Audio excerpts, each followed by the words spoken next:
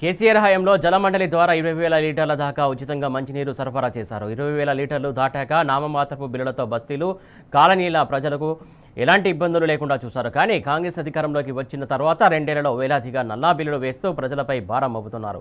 ఇన్నాళ్ళుగా పెండింగ్లో ఉన్నటువంటి బిల్లులను కూడా కలిపి వేలల్లో బిల్లులు వచ్చినట్లు రసీదులు ఇస్తున్నారు. మొత్తం బిల్లులు చెల్లించాల్సిందేనని అధికారులు పేద ప్రజలకు హుకుం జారీ చేస్తున్నారు. దీంతో వేలాది రూపాయలు చెల్లించేలా అంటూ బడుగుల జీవులు తీవ్రంగా ఆందోళన వ్యక్తం చేస్తున్నారు.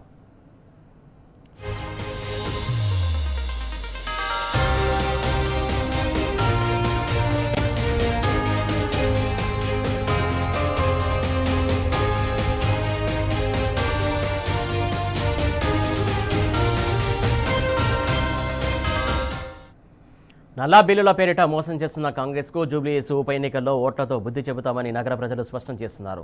రాష్ట్రంలో కాంగ్రెస్ను గెలిపించినందుకు మంచినీరు, కరెంటు బిల్లులు సహా అనేక రకాల భారాలు మోపుతున్నారని ఆగ్రహం వ్యక్తం చేస్తున్నారు. జూబ్లీహిల్స్ ఉప ఎన్నికల్లో కాంగ్రెస్ను మరోసారి ఓడగొట్టి రిటర్న్ గిఫ్ట్ ఇస్తామని తేల్చి చెబుతున్నారు. కాలనీలు, బస్తీల్లోకి వెళ్లినటువంటి బీఆర్ఎస్ శ్రేణులకు తమ బాధను వివరిస్తూ కాంగ్రెస్ మోసాలను చెప్పుకుంటున్నారు. 6 గ్యారెంటీలు, 420 హామీల పేరిట అధికారంలోకి వచ్చి అన్ని వర్గాలను అవస్థల పాలు చేస్తున్నారని ఆవేదన వ్యక్తం చేస్తున్నారు. పేదలకు అండగా నిలిచిన బీఆర్ఎస్కే తమ ఓటు అని జూబ్లీహిల్స్ ప్రజలు స్పష్టం చేస్తున్నారు.